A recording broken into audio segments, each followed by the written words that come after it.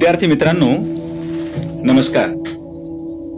दुसऱ्या सत्राची आपली ही पहिली तासिका. आजच्या तासिकेत आपणाला जो अभ्यासक्रम आहे त्याचा अगदी थोडक्यात परिचय करून घेऊ आणि आपल्या अभ्यासक्रमातील पहिल्या घटकाचे वाचन करू. अर्थात दरवर्षी पुढचं सत्र म्हणजे दुसरं सत्र सुरू होण्यापूर्वी पहिल्या सत्राची परीक्षा होऊन गेलेली असते. निकाल यायचा फक्त बाकी असतो. पण यावेळेसची परिस्थितीच वेगळी आहे. म्हणून तुमची पहिल्या सत्राची परीक्षा होण्या अगोदरच आपण दुसऱ्या सत्राच्या अभ्यासक्रमाकडे वळतो आहोत. अर्थात येत्या काही दिवसात पहिल्या सत्राची परीक्षा होईल. ही परीक्षा होण्याच्या अगोदर आपण पूर्व सत्र परीक्षा म्हणजे प्री सेमिस्टर एक्झाम घेणारच आहोत. ती वस्तुनिष्ठ बहुपर्यायी स्वरूपाची परीक्षा असेल याची तुम्हाला कल्पना आहे. म्हणजे एकीकडे तुम्हाला पहिल्या सत्रातील अभ्यासक्रमाचा सतत अभ्यास करायचा आहे, त्याची आवृत्ती घेत राहायचं आहे आणि सोबतच दुसऱ्या सत्रातील अभ्यासक्रमाचंही आकलन, विवेचन आणि विश्लेषण करत राहायचं आहे. तर आपण या दुसऱ्या सत्रातील पहिल्या तासिकेत पहिल्यांदा आपल्या अभ्यासक्रमाचा थोडक्यात परिचय करून घेऊ आणि त्याच्यानंतर जो आपला पहिला गद्यपाठ आहे त्याच्या वाचनाकडे वळू. आपलं हे जे पुस्तक आहे दुसऱ्या सत्रामधलं त्याचं नाव मराठी कथात्म साहित्य असं आहे. यामध्ये साधारणतः 3 साहित्य प्रकारांचा आपणाला अभ्यास करणं अपेक्षित आहे. खरं तर मी 3 म्हणतोय, पण मुळात सगळे मिळून एक 6 साहित्य प्रकार तुम्हाला अभ्यासायचे. 3 भागात त्याचं वर्गीकरण केलेलं आहे. ज्यातला पहिला भाग चरित्र असा आहे, दुसरा भाग आत्मकथन असा आहे, तिसरा भाग कथा, प्रवास वर्णन, ललित गद्य व कादंबरी अंश असा आहे. म्हणजे एकंदरीत 6 साहित्य प्रकारांचा थोडक्यात परिचय होणं यामधून अपेक्षित आहे. पहिला भाग चरित्र. आज आपण केवळ त्याच्यापुरताच विचार करणार आहोत. चरित्रामध्ये 3 घटकांचा अभ्यास आपणाला करायचा आहे. ज्यातला पहिला घटक अंगुलीमालाची धम्मदीक्षा. डॉक्टर बाबासाहेब आंबेडकर यांनी लिहिलेला हा पाठ. अंगुलीमाल याचं एका अर्थानं बाबासाहेबांनी लिहिलेलं चरित्र आपणाला या पाठाच्या माध्यमातून अभ्यासायचं आहे. दुसरा पाठ छत्रपती शिवाजी महाराजांचे गुणसंकीर्तन. कृष्णराव केळुस्कर हे या पाठाचे लेखक. तिसरा पाठ अद्वितीय स्वातंत्र्य योद्धा. याचे लेखक संजय सोनवणी. हे 3ही चरित्र पाठ आहेत. म्हणजे या 3 घटकांचा अभ्यास करत असताना चरित्र म्हणजे काय, चरित्र लेखन कसे केले जाते, चरित्र लेखनाची मराठी मधली परंपरा नेमकी कशी आहे याचाही विचार आपण करत जाणार आहोत. पण तो पुढच्या काही तासिकांमध्ये आपणाला करायचा आहे. आज आपण या चरित्रामधील अंगुलीमालाची धम्मदीक्षा या डॉक्टर बाबासाहेब आंबेडकर यांनी लिहिलेल्या पाठाचे प्राथमिक वाचन करणार आहोत. सुरुवातीला आपण लेखकाचा थोडक्यात परिचय करून घेऊ. डॉक्टर भीमराव रामजी आंबेडकर. 1891 ला जन्म, 1956 ला महापरिनिर्वाण.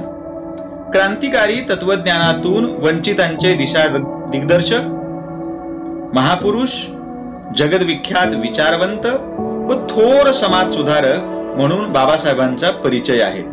भारतीय संविधानाचे शिल्पकार आणि स्वतंत्र भारताचे पहिले कायदेमंत्री म्हणूनही त्यांची ओळख आहे.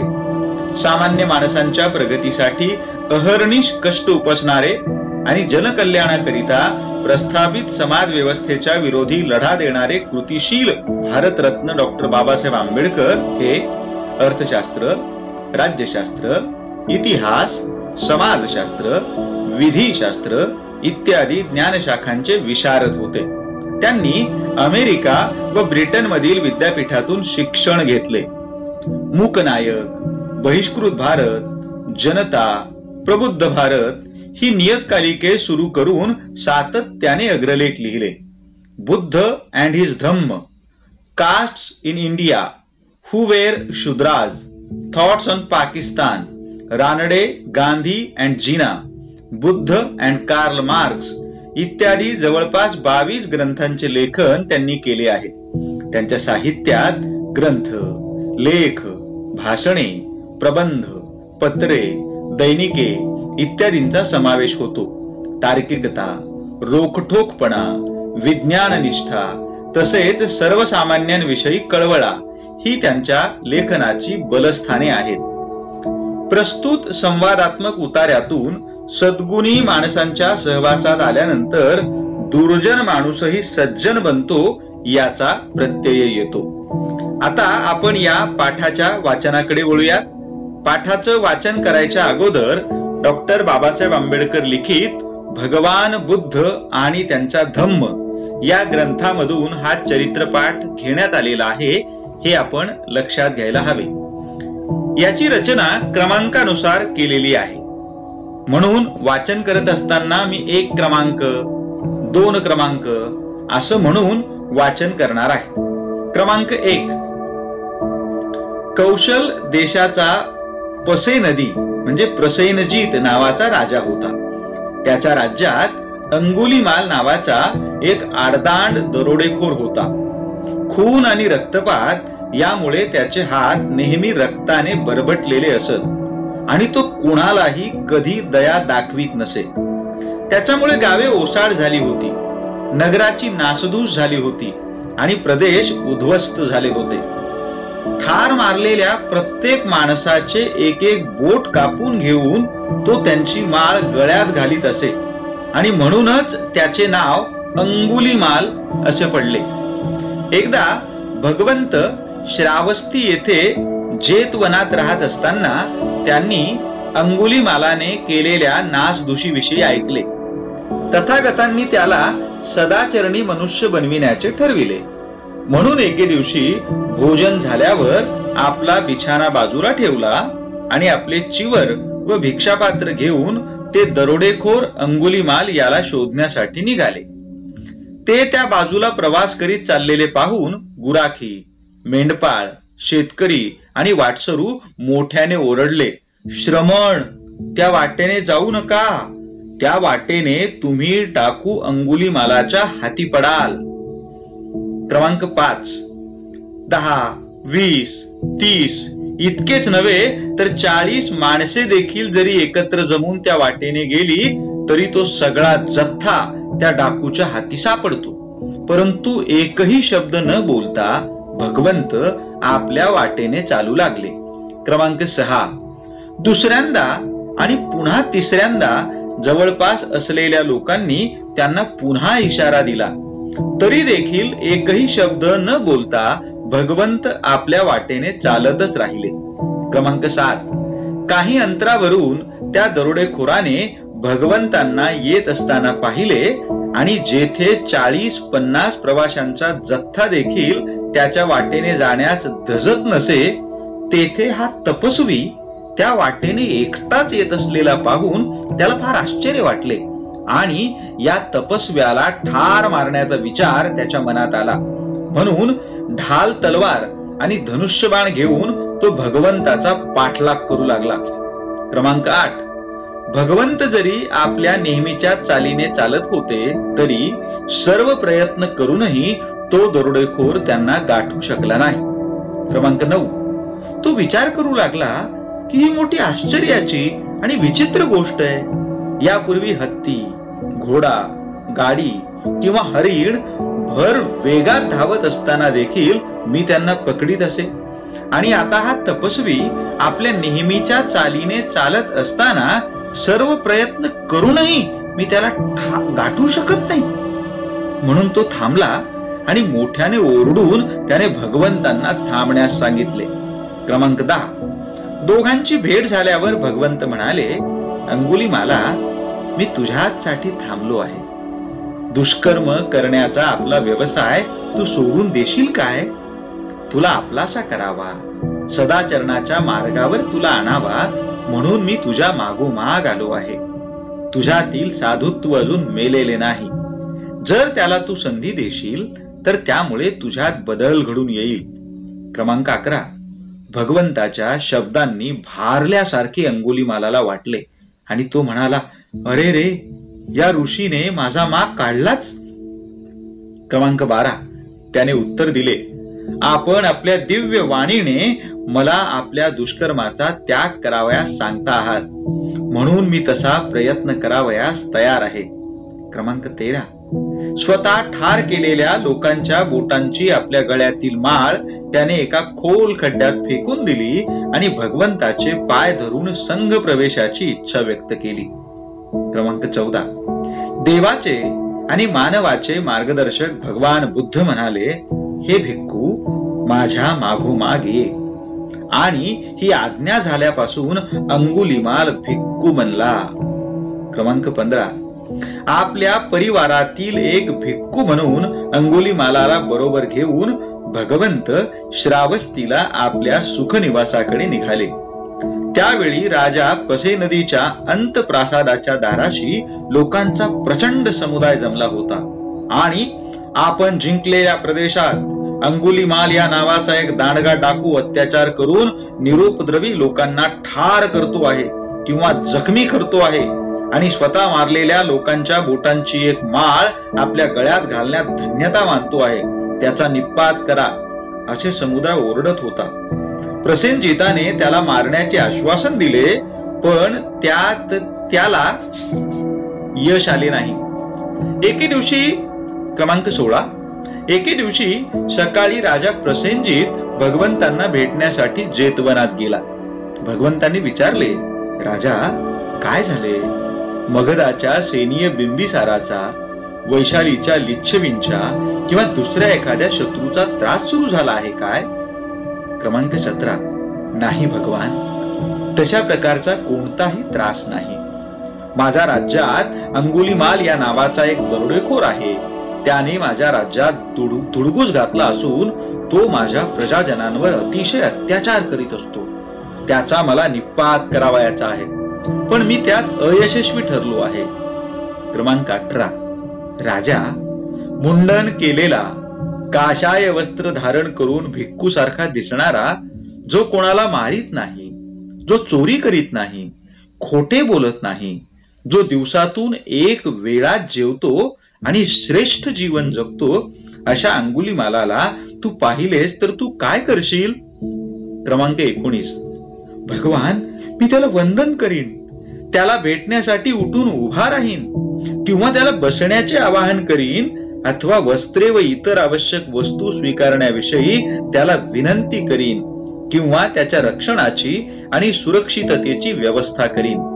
परंतु असल्या दुष्ट आणि पापी माणसावर सद्गुणाची छाया तरी पडणे कधी शक्य आहे काय? क्रमांक 20, त्या क्षणी आपल्या अगदी जवळ बसलेल्या अंगुलीमालाकडे आपला उजवा हात दाखवून भगवंत म्हणाले, राजा, हा पहा अंगुलीमाल. क्रमांक 21, हे ऐकताच राजा भयाने निशब्द झाला आणि त्याच्या अंगावरील केस न केस ताठ उभे राहिले. हे पाहून भगवंत म्हणाले, भिवू नकोस राजा, भिवू नकोस, या ठिकाणी भिण्याचे काही कारण नाही. क्रमांक 22, त्यामुळे राजाची भीती कमी झाली आणि तो स्थवीर अंगुलीमाला जवळ जाऊन म्हणाला, आपण खरोखर अंगुलीमाल आहात काय? क्रमांक 23, महाशय, आपल्या पित्याचे गोत्र कोणते होते आणि आपल्या मातेचे कोणते? माझ्या पित्याचे गोत्र गार्ग्य होते आणि माझ्या मातेचे गोत्र मंत्राणी म्हणजे मैत्रायणी होते. क्रमांक 24, गार्ग्य मैत्रायणी पुत्रा, सुखी हो, आपल्या सर्व गरजा पुरविण्याची काळजी घेईन. क्रमांक 25, परंतु आता अंगुलीमालाने वनवासाची, भिक्षेवर जगण्याची व तीही पेक्षा अधिक चिवरे न वापरण्याची प्रतिज्ञा केली होती. म्हणून आपल्याला 3 वस्त्रे वापरायला मिळाली आहे, या कारणास्तव त्याने राजाने देऊ केलेले सहाय्य नाकारले. क्रमांक 26, नंतर राजा भगवंताच्या जवळ गेला आणि त्यांना वंदन करून एका बाजूला बसल्यावर म्हणाला, आश्चर्य आहे भगवंत, खरोखर हे आश्चर्य आहे. अमानुषाला माणसाळविण्याची, अपराजिताला पराभूत करण्याची भाषा, अशांताला शांत करण्याची भगवंताची केवढीही किमया. हा असा पुरुष आहे ज्याला काठीने किंवा तरवारीने मी जिंकू शकलो नाही. परंतु काठी किंवा तरवार यांचा मुळीच उपयोग न करता भगवंतांनी त्याला जिंकले. भगवंत, मला आता गेलेच पाहिजे, कारण बरीच कामे मला अद्याप उरकावयाची आहेत. क्रमांक 27. राजन, आपल्या मर्जीप्रमाणे होऊ द्या. नंतर आपल्या आसनावरून उठून राजाने भगवंतांना अत्यंत आदराने अभिवादन केले व तो निघून गेला. क्रमांक 28. एके दिवशी चिवर परिधान करून आणि हातात भिक्षापात्र घेऊन अंगुलीमाल भिक्षेसाठी श्रावस्तीत गेला असताना एका माणसाने त्याला वीट फेकून मारली, तर दुसऱ्याने सोटा मारला, तिसऱ्याने खापरीचा तुकडा त्याच्यावर फेकून मारला. त्यामुळे त्याचे डोके रक्तबंबाळ झाले, त्याच्या भिक्षापात्राचे तुकडे तुकडे झाले व त्याची वस्त्रे फाटून गेली. आणि तशा स्थितीत तो भगवंतांच्या समोर येऊन उभा राहिला. तो जवळ येत असताना भगवान त्याला म्हणाले, हे सगळे सहन कर, हे सगळे सहन कर. क्रमांक 29. याप्रमाणे भगवान बुद्धाची शिकवण स्वीकारून डाकू अंगुलीमाल एक संत पुरुष बनला. क्रमांक 30. मुक्तीचा आनंद व्यक्त करीत तो म्हणाला, ज्याच्या ठाई पूर्वी अनास्था होती तो आता आस्था दाखवू लागतो. आपले पूर्वजीवन जो सद्गुणांनी झाकून टाकतो आणि आपल्या तारुण्यात जो बुद्धाला शरण जातो, तो वादळातून मुक्त झालेल्या चंद्राप्रमाणे सर्व पृथ्वीला प्रकाशमान करतो. क्रमांक 31. माझ्या शत्रूंनी ही शिकवण समजून घ्यावी व या मार्गाचा अवलंब करावा आणि सतत त्या मार्गाने अवलंबन करणाऱ्या प्रज्ञापुत्रांना त्यांनी अनुसरावे. माझ्या शत्रूंनी विनम्रता आणि क्षमाशीलतेचा संदेश वेळीच ऐकावा आणि आपल्या जीवनात तो आचरणात आणावा. क्रमांक 32. स्वतःला अंगुलीमाल म्हणून व प्रवाहपतीत होऊन मी दरोडेखोराचे जीवन जगत होतो, पण भगवंतांनी त्या प्रवाहातून मला किनाऱ्याला आणले. अंगुलीमाल म्हणून मी रक्ताने माखलेला होतो, आता माझा उद्धार झाला आहे. अशा साधारणतः 32 भागात असलेला हा चरित्रपाठ या माध्यमातून अंगुलीमाल नावाच्या एका दुर्जनाचं सज्जनामध्ये झालेलं परिवर्तन, एका दुराचारीचं एका सस्नेह, सहिष्णू आणि प्रेमळ माणसामध्ये झालेलं परिवर्तन या चरित्रपाठाच्या केंद्रस्थानी आहे. पुढील तासिकेमध्ये आपण या चरित्रपाठाचं विवेचन, विश्लेषण करूया. धन्यवाद.